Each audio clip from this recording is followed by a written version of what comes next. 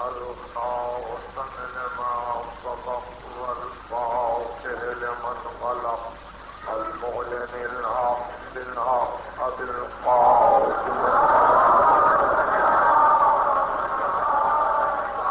وأهل بيته السيدين الطاهرين المعصومين المسلمين الذين أذهب الله عنهم الرجس وسخرهم تطهيرا.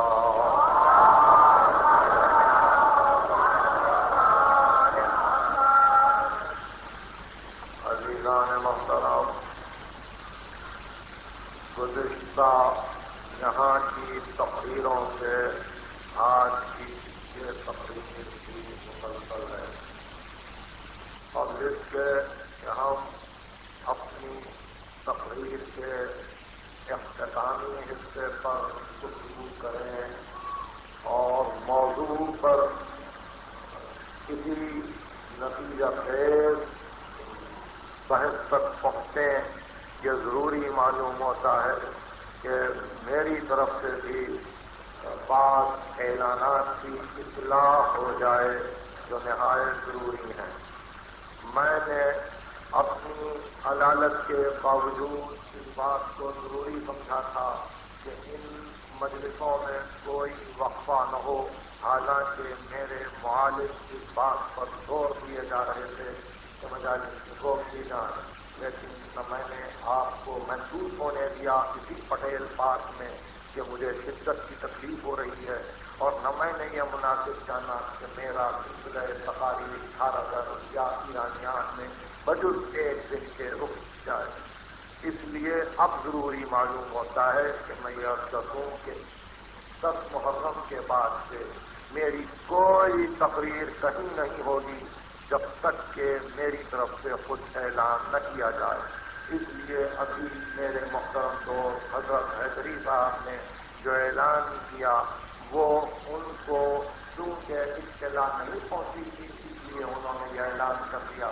نہ میں مرکزی امام بارگاہ میں تقریریں کر رہا ہوں 11 سے، اور نہ میں اوقاف کی مجلسیں پڑھ رہا ہوں 15 سے.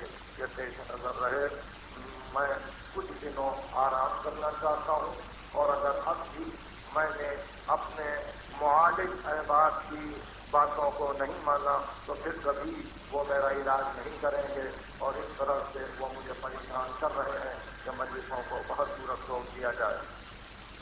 دوسرا اعلان بہت ضروری، اور وہ یہ ہے کہ محکمہ تعلیمات نے آج صبح مجھے اطلاع دی کہ امتحانات ملتوی کر دیے گئے، اور ایک خاص سرکولر کے ذریعے تمام مدارس کو اطلاع دی گئی کہ روز عاشور کے فوراً بعد یعنی ہفتے کو جو امتحانات ہونے والے تھے ان کو روکنے کے لیے اعلان کر دیا گیا ہے اور تمام مدارس کو اطلاع دی گئی ہے. دوسرے جو اہم امر قابل ذکر ہے وہ یہ کہ راولپنڈی سے ریڈیو پاکستان کے ڈائریکٹر جنرل نے آج صبح ٹیلی فون کر کے میری خیریت معلوم کی.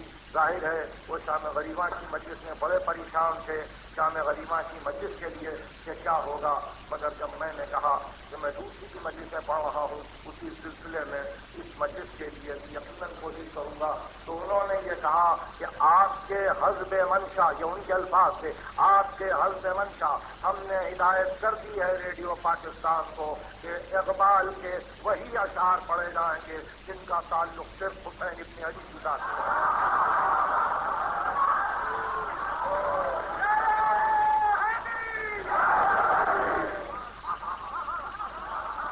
عزیزان گرامی، یہ توجہات حسینی ہے اور میں ان توجہات کے لیے ظاہر ہے کہ یوں بھی زندگی بھر کے لیے ٹکا ہوا ہوں، اسی آستانے کا گدا ہوں، اسی آستانے سے نیاز بندی ہے اور بڑا بھروسہ ہے مجھ کو حسین ابن علی کی ذات پر، اور انہیں سے سب کچھ توقعات میری اور آپ کی وابستہ ہیں. اور اس کے ساتھ ساتھ ایک غلط فہمی کو دور کیا جائے. آج صبح میں ٹیلی فون آیا تھا کہ شاہ مہندرا راولپنڈی پہنچ رہے ہیں. میں نے کل جو اعلان کیا تھا اس پر پھر غور کیجیے شاہ مہندرا کا لنچ روز عاشور کراچی میں تھا، جس کو ملتوی کیا گیا ہے اور ان کو کہا گیا کہ وہ کراچی پالی کو آئے، یعنی روز عاشور کے بعد آئے۔ یہ اعلان سے نظر رہے اور اس کے لیے بھی ہم ممنون ہیں حکومت کے کہ ہمارے غموں و علموں اندوہ و ماتم کا اس طبقے نے لحاظ کیا اور اس کے لیے ہم شکر گزار ہیں۔ میں اپنے سلسلہ تقریر پر بہت جلدی سے پہنچنا چاہتا تھا، اس لیے کہ میرے ہزاروں بھائی دور میں کھڑے ہوئے ہیں، میرا دل ان کے لیے بے چین ہے، مگر میں کیا کروں، کس طرح سے ان کو یہاں جگہ دی جائے۔ یہاں بھی یہی حال ہے، بہت صورت تھوڑی سی ہے اور ایک مکمل اور جامع تقریر میں چاہتا ہوں جو نتیجہ خیز ہو۔ میں چاہتا تھا کہ آج کی تقریر میں 5 اہم ترین باتیں آپ کے سامنے رکھی جائیں۔ پہلی چیز یہ ہے کہ قرآن علم ہے، قرآن علم ہے، اس کا ایک ایک لفظ، ایک ایک حرف، ایک ایک آیت، ایک ایک سورہ علوم کے دریاؤں کو اپنے سینے میں لیے ہوئے ہے۔ ظاہر ہے کہ کوئی نقشہ، کوئی میپ بغیر اسکیل کے سمجھ میں نہیں آتا، کوئی نقشہ بغیر اسکیل کے سمجھ میں نہیں آتا۔ جغرافیہ کے تمام طالب علم جانتے ہیں کہ اوپر نقشہ تو دے دیا جاتا ہے، نیچے اسکیل دیا جاتا ہے، میزان دیا جاتا ہے کہ اس میزان سے اس نقشے کو پڑھو تاکہ معلوم ہو کہ کون سا ملک کس مقام پر ہے۔ اگر وہ اسکیل سمجھ میں آ جائے تو چھوٹے سے چھوٹے نقشے میں تم کو اپنا گھر بھی نظر آئے گا کہ تمہارا گھر اس مقام پر کہاں واقع ہے، بشرطے کہ وہ میزان سمجھ میں آئے۔ اس لیے اس علم قرآن کو حاصل کرنے کے لیے اس اسکیل کی بھی ضرورت ہے، اس میزان کی بھی ضرورت ہے جو ثقلین میں سے ایک ہے۔ اس لیے میں نے کل کی تقریر میں عرض کیا تھا کہ کیا ہوا کہ علماء اسلام تفسیر آل محمد سے غافل ہے۔ کیا بات ہے کہ علماء اسلام احکام آل محمد کو قبول نہیں کرتے ہیں؟ کیا بات ہے کہ اسلام کے مفکرین قرآن کو پڑھتے ہیں لیکن قرآن کی ان تفسیروں کو نہیں دیکھتے کہ جو لسان حق سے نکلی ہوئی ہیں اور جن کو وحی ربانی کا مزاج جاننے والوں نے بیان کیا ہے۔ افسوس اسی امر کا ہے اور آج یہ زوال، یہ پستی، یہ ملت مسلمہ کا بہت پیچھے چلے جانا اقوام عالم کی ترقیوں کے دور میں فقط یہ ہے کہ انہوں نے من حیث الکل قرآن کے تفاسیر کا مطالعہ نہیں کیا۔ اگر وہ مطالعہ کرتے تو علوم آل محمد کو عین علوم قرآن پاتے اور اس طرح سے ان کو یہ اندازہ ہو جاتا کہ ہم جب اپنی تفسیروں میں کشاف کو دیکھتے ہیں، رازی کو دیکھتے ہیں، جلال الدین سیوطی کو دیکھتے ہیں، بیضاوی کو دیکھتے ہیں، تفسیروں میں وہ مختلف صحابہ کرام سے قرآن مجید کے معنی کو معلوم کرنا چاہتے ہیں تو ایک مرتبہ کبھی سب مل کر بیٹھیں اور یہ دیکھیں علی ابن ابی طالب نے کیا کہا، حسن ابن علی نے کیا کہا، حسین ابن علی نے کیا کہا، امام باقر نے کیا کہا، امام جعفر صادق نے کیا کہا۔ تو علم ہی کی خاطر تنقید کے لیے، تقریر کے لیے، تبصرے کے لیے، کرٹیسزم کے لیے، اعتراض کے لیے، ارے کسی صورت کے لیے تو آپ آل محمد کو دیکھنے کی کوشش کریں، آل محمد کو پڑھنے کی کوشش کریں، اعتراضات کیجیے مگر پڑھیے، تنقید کیجیے مگر دیکھیے کہ کیا تفسیر ہے۔ اگر انہی تفاسیر پر نظر جاتی تو یقیناً وہ تمام علوم معلوم ہو جاتے اور ان تمام علوم کا پتہ چلتا، ان تمام علوم کی بنیادیں سمجھ میں آتی۔ کے لیے آج یہ سختی ہے، یہ پریشانی ہے، یہ بے مائگی ہے، یہ گداگری ہے۔ ہم دوسروں کے آستانوں پر بھیک مانگتے ہوئے کھڑے ہوئے نظر آتے ہیں کہ ہم کو کچھ دیجیے، حالانکہ تمام علوم کی بنیادیں اسی قرآن میں ہیں اور ان بنیادوں پر آل محمد نے یہ ضروری ہے اختتام پر اس لیے ضروری ہے کہ یاد رکھیے آل محمد کا دیا ہوا ایک ہے قرآن کا مطالعہ جس کے آخری جملے ایک ایک بچے کو قوم کے یاد ہو جائے۔ علم کل ذات واجب کے لیے ہے، علم کل ذات واجب کے لیے ہے، وہ ایک ایک ذرے کا عالم ہے، ہر ذرہ اس کی بارگاہ میں خود موجود ہے، اس لیے اس کا علم حضوری ہے، اقتصادی نہیں ہے، حضوری علم ہے، اقتصادی علم نہیں ہے، اس لیے کہ کائنات اس کے سامنے ہے، اس کے سامنے ہے، اور اس طرح سے ہے اس کا علم کہ تغیر معلوم سے متغیر نہیں ہوتا، فنا معلوم سے فانی نہیں ہوتا، تکثر معلوم سے اس میں کثرت نہیں پیدا ہوتی، کوئی تغیر عین علم میں نہیں ہے، اور اس علم کا ظاہری اثر، ظاہری نتیجہ آپ عالم تکوین میں دیکھ رہے ہیں، کمال علم کا مظہر یہ عالم تکوین ہے، جیسا کہ میں نے پرسوں کی تقریر میں عرض کیا کہ یہ دشتو جبلو لیلو نہارو قمرو شمسو انجم، یہ ساری کائنات اس میں ایک توافق داخلی ہے، ایک کانسسٹنسی ہے، آپس میں سب ملے جلے ہیں، ایک تسلسل، عالم تکوین کا تسلسل پکار رہا ہے کہ خالق ایک ہے، عادل ہے، علیم ہے، عین علم ہے، ہر ایک کی حقیقت کو جانتا ہے، کیونکہ ہر ایک کی حقیقت کو جانتا ہے، اس لیے جس کے لیے جو مقام صحیح ہے اس کو وہیں وضع کرتا ہے۔ پہلا جملہ سمجھ میں آ گیا آپ کے، وہ عین علم ہے، اس کے عین علم کا مظہر یہ عالم تکوین ہے۔ عالم تکوین میں توافق داخلی ہے، کہ واو علم سے خاص، یعنی موافقت ہے، مخالفت نہیں ہے، تسلسل ہے، کنسسٹنسی ہے، کنٹینیوٹی۔ اور جیسے عالم تکوین میں توافق داخلی ہے، اسی طرح سے عالم تشریع میں توافق داخلی ہے، یعنی نوح کی شریعت، ابراہیم کی شریعت، موسیٰ کی شریعت، عیسیٰ کی شریعت مسلسل ہے، جہاں جہاں کمی تھی اس کی تکمیل ہوتی گئی، یہاں تک کہ خاتم شرائع میں وہ شریعت آئی جس کو شریعت محمدی کہتے ہیں۔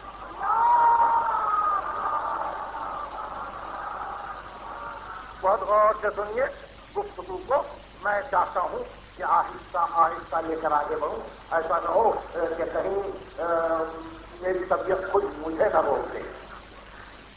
یہ توافق داخلی پورے کائنات میں، یعنی اس طرف ہے کہ ایک تارے کو توڑ لو، نظام شمسی درہم و برہم ہو جائے گا، چاند کو درمیان سے ہٹا دو، زمین کی گردش ختم ہو جائے گی، نظام شمسی میں سے کسی سیارے کو ہٹا دو، یہ نظام شمسی الٹ جائے گا۔ بالکل اسی طرح تشریع میں اتنا تسلسل ہے کہ اگر کسی ایک حکم کو درمیان سے نکال دو، سلسلہ تشریع ختم ہو جائے گا، سلسلہ تشریع ختم ہو جائے گا۔ اس واسطے حلال محمد کو حلال جانو، حرام محمد کو حرام جانو، اپنی فکر کو درمیان میں دخیل نہ کرو کہ یہاں تک تو پیغمبر کا حکم مانیں گے، یہاں سے نہیں مانیں گے، ہاں یہ حلال ہے مگر میں اس کو حرام قرار دیتا ہوں، اس سے سلسلہ تشریع ٹوٹ جاتا ہے۔ عالم تکوین مسلسل، عالم تشریع مسلسل ہے، تکوین میں توافق داخلی ہے، تشریع میں توافق داخلی ہے، یہ باہمی کنسسٹنسی جاتی ہے، یہاں تک کہ تکوین میں انسان درجہ کمال پر ہے، اس کو بھی محشر میں آنا ہے، اور اسی حساب سے آنا ہے کہ تشریع خاتم پر اس کا کیا عمل رہا اور شریعت خاتمی پر اس نے کیا کیا، چنانچہ یہ دونوں پہنچیں گے محشر میں، یہ دونوں پہنچیں گے محشر میں۔ تو عزیزان گرامی، اس تشریع کی توافق داخلی کو باقی رکھنے کے لیے اور پیغمبر کے احکام کے تسلسل کو قیام بخشنے کے لیے، استواری عطا کرنے کے لیے پیغمبر کو ذمہ دار بنایا گیا، پیغمبر کو ذمہ دار بنایا گیا، اور اس کے ساتھ یہ بھی کہا گیا کہ یہ کام تمہاری ذمہ داری کا ہے۔ تو سنو، لا تکلف الا نفسک، اپنے نفس کے سوا کسی کو تکلیف میں مبتلا نہ کرنا، یہ تمہاری ذمہ داری ہے، جنگ کرنا ہے تو تم کو کرنا ہے، صلح کرنا ہے تو تم کو کرنا ہے، گفتگو کرنی ہے تو تم کو کرنی ہے، یہ کسی اور کی ذمہ داری نہیں ہے، یہ از یور ریسپانسبلٹی، تمہاری ذمہ داری۔ اور یہ کیوں حکم ہوا؟ فقط اس لیے حکم ہوا کہ عرب قبائل کی بستی ہے، کہیں ایسا نہ ہو کہ پیغمبر کے بعد ہر قبیلہ احسان جتانے لگے کہ ہم نے تو پیغمبر کی مدد کی، ہم نے بدر میں یوں ساتھ کیا تھا، ہم نے احد میں یوں ساتھ کیا تھا، ہم نے خیبر میں یوں ساتھ کیا تھا. اس لیے پیغمبر نے مناسب جانا کہ جب ضرورت پڑے اور جنگ ہولناک ہو جائے تو یہ امیر المومنین کا ارشاد ہے، اس کو میں چاہتا ہوں کہ سب کے حافظے میں پیوست کروں. کیا فرماتے ہیں امیر المومنین؟ اذا احمر الباس وہ احجم الناس، جب کبھی جنگ اپنی ہولناکیوں پر ابھر آتی اور مخلوق مایوس ہو جاتی قدم اہل بیت ہی، تو رسول اپنے اہل بیت کو جنگ میں ڈال دیتے. قدم اہل بیت، اپنے اہل بیت کو رسول جنگ کی ہولناکیوں میں ڈال دیتے. وہ وقاب ہی مصابہ، اور اپنے اصحاب کو بچا لیتے. اہل بیت کو جنگ کے میدان میں ڈالتے، اپنے اصحاب کو بچا لیتے. اصحاب کا اتنا احترام تھا رسول کی نگاہ میں کہ اہل بیت میرے میدان میں جائے یہ اصحاب محفوظ رہے. اس لیے کہ یہ تو خیر پاس ادب سے کچھ نہ کہیں گے، ان کی نسلیں بعد میں کہیں گی کہ ہمارے دادا نہ ہوتے تو اس کا نہ ہوتا.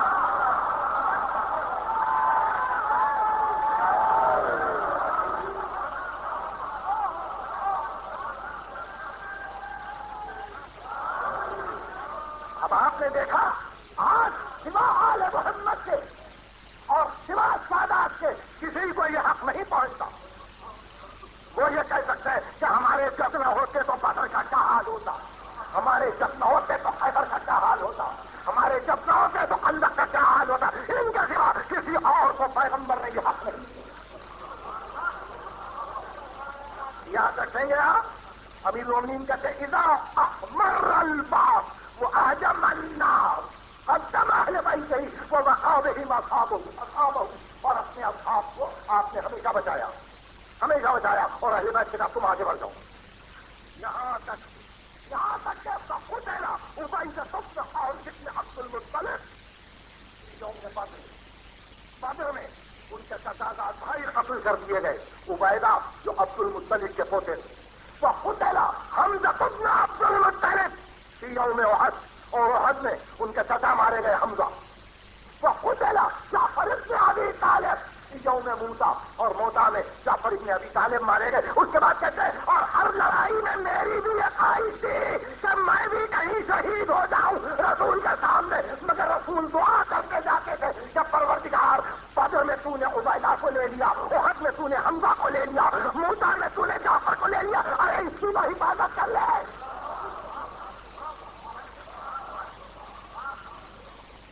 تو یہ پہلی منزل یعنی اس توافق داخلی شریعت کی حفاظت کے لیے پیغمبر یہ چاہتے تھے کہ اگر جنگ ہو تو نفس رسول جائے، اگر صلح ہو تو نفس رسول آئے، اگر برات کا سورا جائے تو نفس رسول آئے، اگر ہجرت کی شب بستر پر لیٹنا ہو تو نفس رسول آئے. لا تکلف الا نفسک، سوا اپنے نفس کے کسی کو تکلیف نہ دو. یہ قرآن مجید کی آیت ہے، سوا اپنے نفس کے کسی کو تکلیف نہ دو. اور اس کے بعد یہ زمانہ گزرا، یہ دور گزرا، اور رسول کی آنکھیں بند ہوئی اور لوگ یہ کہنے لگے، چھپ گئے، پیچھے ہٹ گئے، یا خیبر کی وہ لڑائی یا ایک دم خاموشی، یا خندق کا وہ ہنگامہ کہ ہم ربل عبدبت کے مقابل میں آ جائیں اور قتل کر کے آئیں، ہزاروں کو بھگائیں اور مدینے میں اس طرح سے چپ ہو جائیں. کیا بات ہوگی؟ کیا بات ہوگی؟ امیر المومنین نے جواب دیا. یہ جواب بھی آج یاد رہے. وَهُمْ يَقُولُونَ، اور یہ لوگ کہتے ہیں کہ الا فی الحق ان تاخذ او تمنع، اب تو یہی ہے کہ چھین لے یا محروم ہو جائے، اور اگر محروم ہو جاتا ہے تو پھر فاصبر مغموما او مت متعصبا، پھر تو جیو جب تک جینا ہے غم کے عالم میں جیو، اور مر جاؤ افسوس کرتے کرتے مر جاؤ، حق کا نام نہ لو. آپ کو تو چھین لینا چاہیے.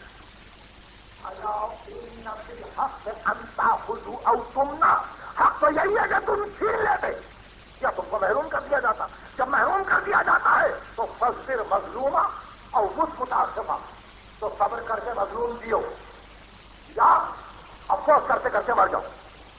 یہ کیا فرماتے ہیں علی؟ فنظرت، میں نے اثرات دیکھا. فنظرت فما رأيت مساعدا ولا صابا ولا ناصرا الا اہل بیتی فظننت بهم عن المنیہ.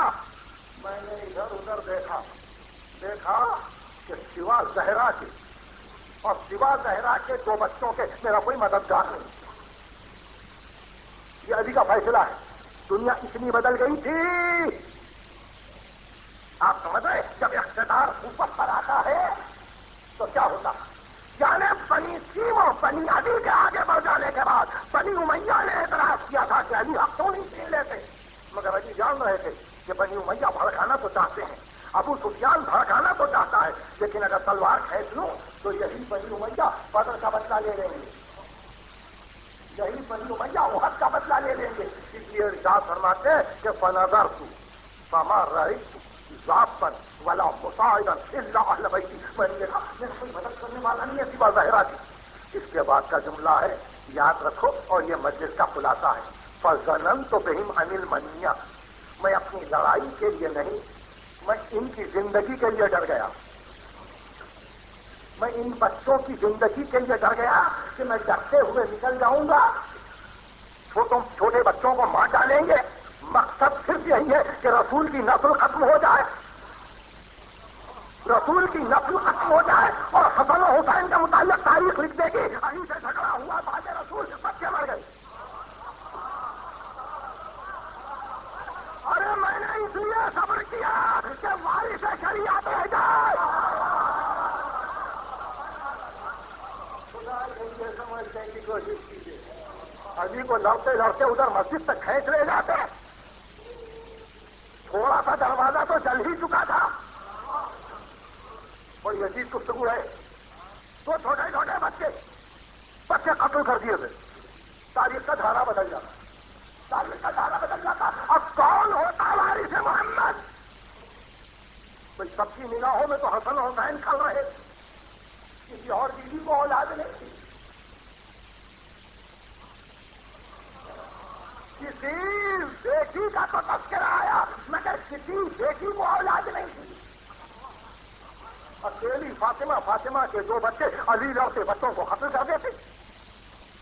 یا بیرون کا جملہ ہے کہ میرے اہل بیت کے سوا کوئی مددگار نہیں تھا اور میں ان کی جانوں کے لیے ڈر گیا. فظننت بهم عن المنیہ، میں ڈر گیا کہ ان پر موت کو یہ لازم کر دیں گے. تو حسن و حسین کی حفاظت کی ہے روز شہادت کی. اس دن حفاظت کی ہے جبکہ علی کے گلے میں رسی بندھی اور کہتے تھے ہاں باغی اونٹ کو جیسے کھینچ کے لے جاتے ہیں اس طرح تم کو لے گئے. ہاں مجھے اسی طرح سے لے گئے، مگر مسلمان کے مظلوم رہنے میں کوئی عیب نہیں ہے. علی مسلمان کے مظلوم رہنے میں کوئی عیب نہیں ہے. یہ تو نہیں کہتا کہ ظالم کیا کیا علی نے یہ کیا کہ اچھا میں رکتا ہوں، تم یہی کہو کہ اگر آپ تمہارا ہوتا تو چھین کیوں نہیں لیا علی نے. میری نگاہ تو زمانے کے لامتناہی سلسلے کو دیکھ رہی ہے. میں چاہ رہا تھا کہ محافظ باقی رہ جائے، رسول کی نسل باقی رہ جائے، ورنہ ایک چھوٹا سا گھر ہر طرف سے حملہ ہوتا. جب کربلا میں 6 مہینے کے بچے کو مار سکتے ہیں اور کوئی غیر نہیں تو وہ کربلا کی تاریخ کچھ پہلے سے شروع ہو جاتی. تب کوئی وارث نہیں رہا، رسول اللہ کے بچے سب مر گئے. اب حسین کی فکر میں علی کی وہ خاموشی بھی ہے. حسین کی فکر میں علی کی وہ خاموشی بھی ہے کہ بابا نے میری حفاظت کے لیے گلے میں رسی بندھوائی. حسین اس تاریخ کو بھی جانتے ہیں، اس لیے حسین نے طے کیا بابا آپ مطمئن رہے، کربلا میں وہ سبق دوں گا کہ قیامت تک پھر کوئی راز نہ رہے گا، کوئی سازش چھپی نہیں رہے گی. یہ سب سازشیں ہیں، یہ سب سازشیں ہیں کہ ایک بیعت مانگے اور ایک کہے کہ نہیں تم حملہ کر دو، اور ایک کہے کہ نہیں اس وقت حملہ کرنے کی صورت نہیں ہے، آپ تھوڑے دن کے لیے صلح کیجیے، بعد میں ہم آپ کو حق دلا دیں گے. اس طرح سے قبیلے آ رہے تھے، حق چھپ رہا تھا. دل میں حسین سوچ رہے ہوں گے جیسے جیسے حسین ابن علی کا خون بڑھ رہا ہوگا، میرے بابا نے کیا کیا، میرے بابا نے کیا کیا، کیسے چپ ہو گئے، کیسے مسجد میں گئے، میری ماں نے کیسے سر کے بالوں کو پریشان کر دیا، کیا جبر تھا، کیا صبر تھا، کیا مظلومی تھی. حسین ابن علی کی آنکھوں میں وہ نقشہ تھا، اور حسین ابن علی بڑے غیور تھے. حسین ابن علی صاحب جلال تھے. خدا کی قسم مورخین نے جب کبھی لکھا تو لکھا کہ بعد شہادت عباس جو حملہ کیا ہے تو ایسا حملہ تھا کہ قیامت تک اس حملے کا جواب نہیں ہو سکتا. لشکر کے لشکر خالی نظر آ رہے تھے، مگر چونکہ مظلوم کی دنیا تھی اس لیے عموماً گفتگو آپ کے زخمی ہونے کے متعلق کی گئی، آپ کے شجاعت کے متعلق گفتگو کم ہوئی.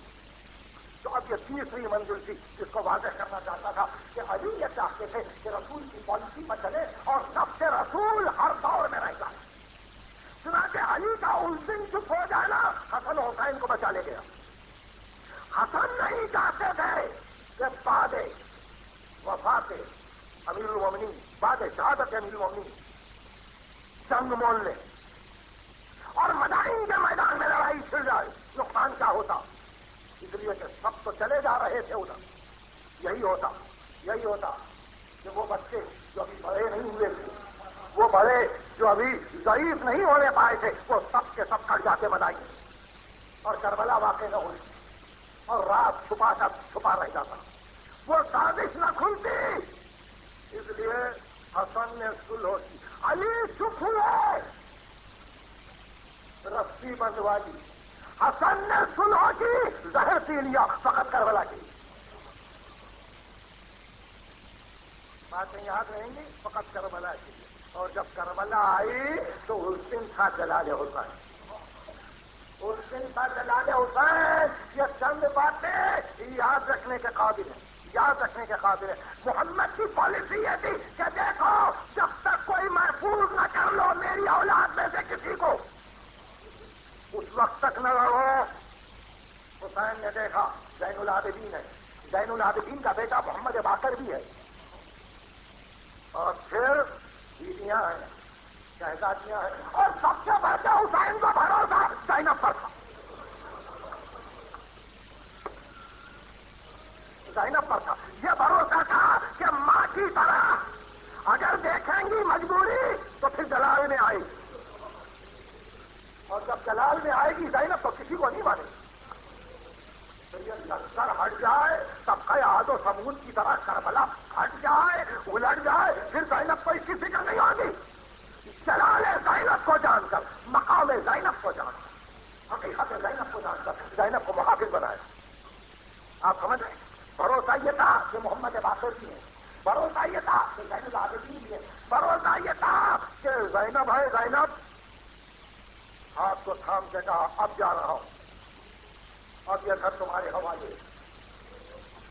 اذیت پر نہ رہے، عباس نہ رہے، جن جن پہ ناز تھا وہ نہ رہے، میرے لشکر کے سپاہی نہ رہے، میرے لشکر کے علمبردار نہ رہے.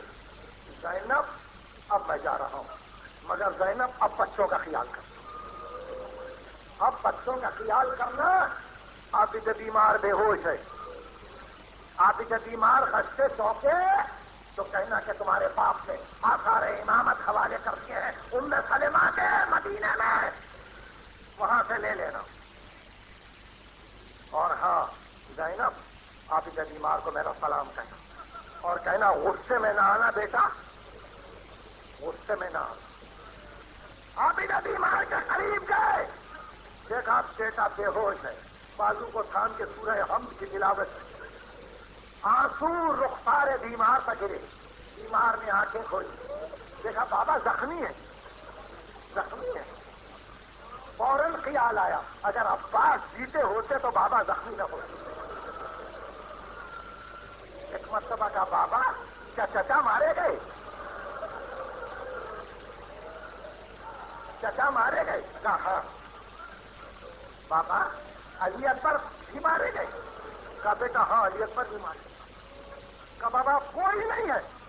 کہا بیٹا میں تم کو خدا حافظ کہنے کے لیے آیا ہوں۔ ایک مرتبہ اس عالم بیماری میں یا علی کہہ کے کھڑا ہو لگا۔ حسین نے کہا میرے حق کی قسم لیٹ جاؤ، میرے حق کی قسم لیٹ جاؤ، عابد بیمار، ارے اسی کے لیے تو یہ ساری کوششیں ہیں۔ علی کے نور نظر، علی کی جان، تم خود علی ہو، سمجھو میرے مدعا کو سمجھو۔ عابد بیمار، یہ بیماری الہی مصلحت ہے، یہ بیماری الہی مصلحت ہے۔ اگر بیمار نہ ہوتے تو قتل کر دیے جاتے بیٹا، امامت کو جانا عابد بیمار، بس خدا حافظ، مگر جب مدینہ جانا میرے دوستوں کا سلام اور کہنا میرے دوستوں میں نے تمہارے لیے بڑی مصیبتیں اٹھائی۔ اب اتنا پیغام سن لو، جب کسی غریب کی مصیبت کو سننا پہلے مجھ سے رو لے، اور جب ٹھنڈا پانی پینا تو میری پیاس کو نہ پوچھ، اور یہ بھی کہہ دینا تم کربلا میں بہت یاد آئے، مگر اس وقت یاد آئے جب میں ایک چھوٹے بچے کے لیے پانی مانگا۔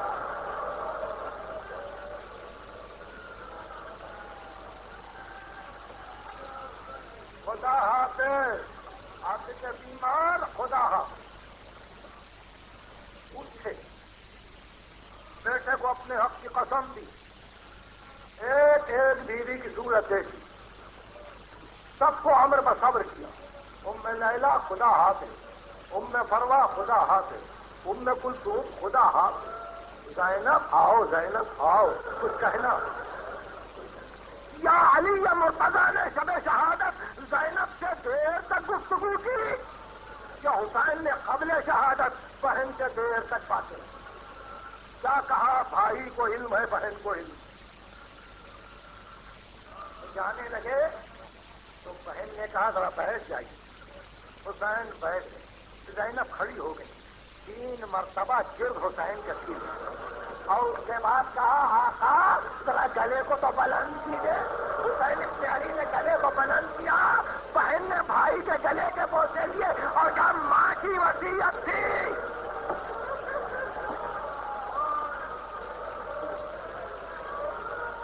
ماں کی وصیت تھی۔ حسین کھڑے ہو گئے اور کہا بہن خوب یاد دلایا تم نے ماں کی وصیت کو، ذرا ادھر آؤ۔ اب بہن نزدیک آئی تو بھائی نے بہن کے بازو کے بوسے لیے اور کہا زینب یہ ماں کی وصیت سے خیال رکھنا۔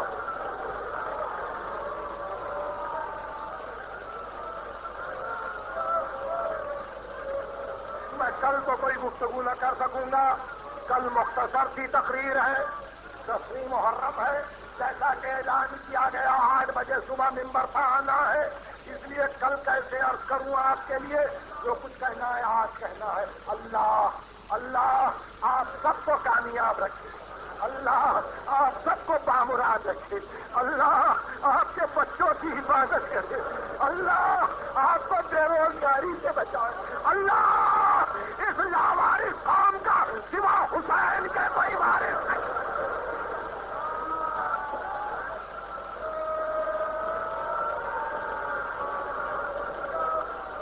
آج محرم کی نئی تاریخ ہے،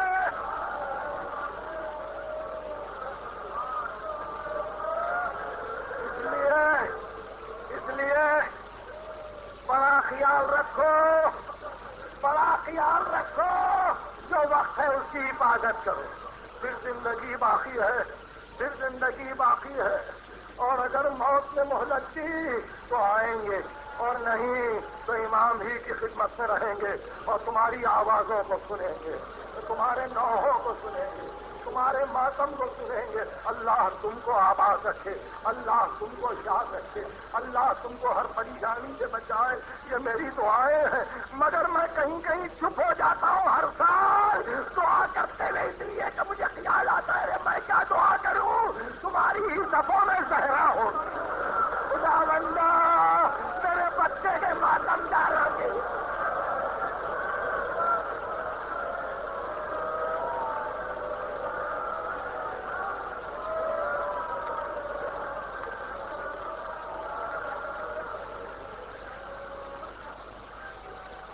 کو خدا حافظ کیا، بہن کو خدا حافظ کیا. ابھی تو معلوم ہے نا ہر سال کیا ہوتا ہے.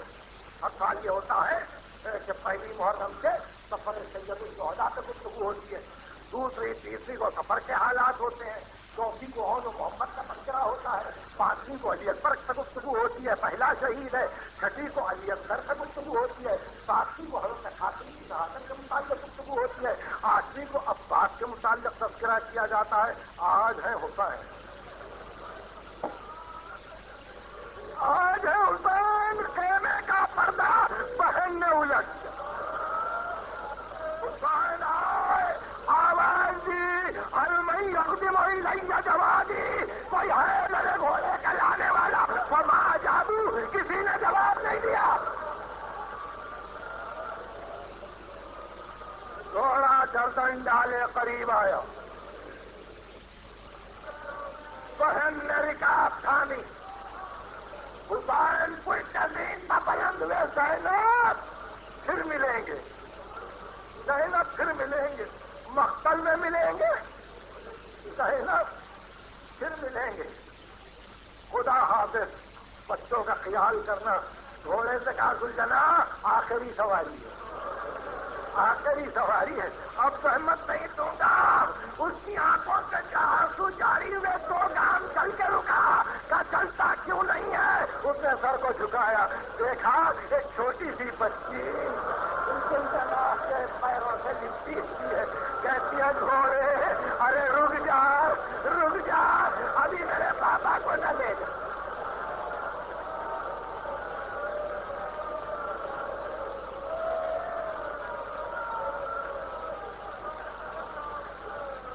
ہمارے رونے کو تعجب سے نہ دیکھو، ہمارے ماتم کو تعجب سے نہ دیکھو. زہرا کا گھر اجڑ گیا تھا، زہرا کا گھر اجڑ گیا.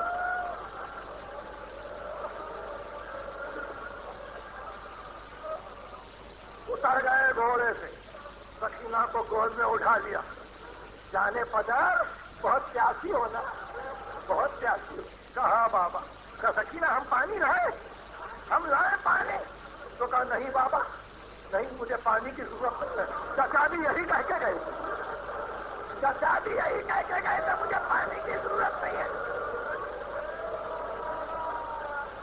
تو سکینہ ادھر آؤ، ادھر آؤ، آؤ سکینہ، میرے سینے سے لپٹ جاؤ. کچھ دیر استراحت کی، سکینہ کو سینے سے لپٹا لیا اور اس کے بعد کہا میری بیٹی امام زادی ہو، دور کا سفر، رات کو دیر سے آنا ہو تو ضد نہ کرنا، ماں کے زانو پر سر رکھ کے سو جانا. جاؤ سکینہ، دروازے پہ کھڑی رہو، دروازے پہ کھڑی رہو. چاہیے لالی آتی کے دل مار، مجھے جانے دو، شاید میں پانی لاؤں، شاید میں پانی لاؤں. بیٹی کو لا کے دروازے کے پاس کھڑا کیا، کچھ گھوڑے پر سوار ہوئے، چلے گئے، چلے گئے. سکینہ دیکھتی رہی، بابا چلے گئے، بابا چلے گئے. دیر ہو گئی، بابا نہیں آئے. آفتاب کو زوال آیا، جہل لگ گیا، مگر بابا نہیں آیا. خیمے جلنے لگے.